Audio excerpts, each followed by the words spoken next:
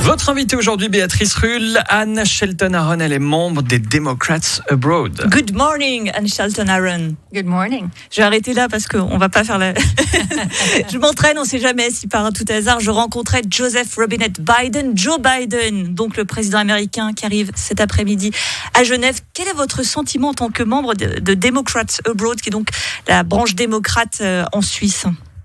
Je suis absolument ravie pour nous, les démocrates en Suisse, de voir que notre président vient en Suisse. Je pense que c'est très encourageant pour tous les gens qui sont bénévoles et qui donnent leur temps pour faire connaître cette organisation et faire voter ses membres. Qu'est-ce que vous en attendez de cette visite de Joe Biden, à part son énorme limousine, l'énorme Air Force One et tous les problèmes de circulation que nous allons avoir ? Des beaux photos. Avec les lunettes de soleil. Avec les lunettes de soleil. Oui, je trouve que c'est très bien pour l'image, non seulement pour les États-Unis, mais pour Genève, où j'habite.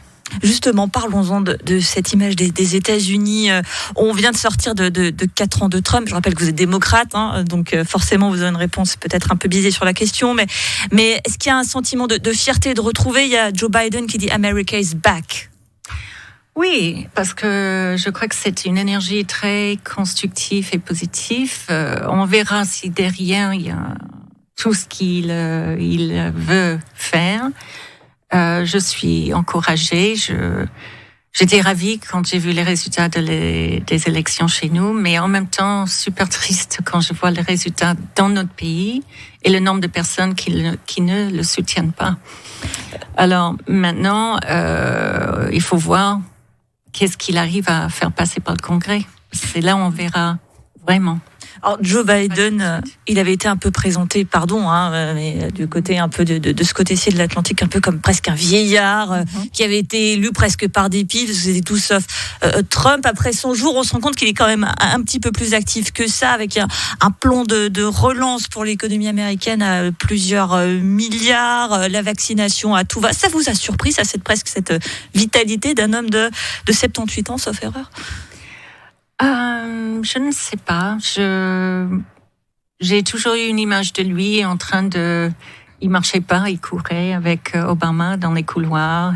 Sans canne, précisons-le. Canne, exactement. Et c'est vrai qu'il n'est pas jeune, mais je pense que dans les politiques, on va toujours essayer de trouver tous les moyens, tout pour détruire son adversaire. Son adversaire. Son adversaire, merci. Et donc, je crois que pour Trump, ils ont vraiment utilisé ça parce qu'il n'y avait pas grand-chose d'autre à dire pour critiquer Joe Biden. Joe Biden, c'est l'homme qui a le plus d'expérience aujourd'hui dans les relations extérieures et aussi dans le gouvernement, à tous les niveaux. On dit souvent aussi que l'État n'est pas fort aux États-Unis, qu'il ne s'implique pas. Je le rappelle, ce plan de relance, c'est 1000 fois plus que ce qu'on ferait par exemple en Suisse. On me dit qu'on a beaucoup agi. Finalement, ça aussi, ça change le côté, l'importance du laisser-faire, de chacun à son propre destin. Donc, il y a quand même l'État qui agit finalement. Oui, parce que je crois qu'on est dans une période quand même unique où, avec la pandémie, ça touche... une majorité de notre pays et je crois que le gouvernement est là comme un safety net pour en dernier recours quelque part. Si vraiment ça marche pas autrement, je crois que chez nous, on a cette mentalité que les gens devraient se débrouiller tout seuls. C'est un peu le côté pionnier. Mais le gouvernement, je pense qu'il y a une différence d'opinion quand même, parce que moi je suis démocrate et je crois que c'est important qu'avec un système comme le nôtre, un système capitaliste, il faut reconnaître que pas tout le monde survit correctement dans ce système qui devient de plus en plus compliqué. Et donc il faut qu'on aide ces gens. Revenons à cette visite de Joe Biden. Donc, il arrive ce soir à l'aéroport de Cointrin, accueilli forcément par nos sommités à nous. Alors, Guy Parmelin face à Joe Biden. Sophie, ne riez pas, on vous entend. Mais plus sérieusement, est-ce que peut-être vous allez essayer de le rencontrer ? Joe Biden ou Guy Parmelin d'ailleurs. Je serais absolument aux anges de le rencontrer, de faire sa connaissance, mais je crois qu'il est très focalisé sur toutes les choses, les objectifs qu'il essaie d'atteindre pendant sa visite. C'est pas une visite, peut-être plus tard, il reviendra autrement ou discrètement. Peut-être j'aurai l'occasion de le rencontrer, mais je ne l'imagine pas.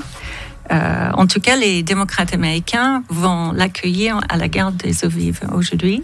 Donc il va à la gare des Eaux Vives, c'est une information. Il va à la gare des Eaux Vives, oui. Et je peux vous donner l'heure. Écoutez, alors, on fera peut-être de la pub. Ça marche. Vu que Joe Biden, évidemment, nous écoute, parce que là, je vais placer bombe États-Unis, Maison-Blanche dans la même phrase, donc la NSA m'a déjà fiché. Un petit cadeau à lui offrir ou un conseil à lui donner à voir à Genève là, pendant ces 24 heures où il reste avec nous. Les chocolats Hour. C'est noté. Merci beaucoup, Anne Shelton Aaron, membre des Democrats Abroad.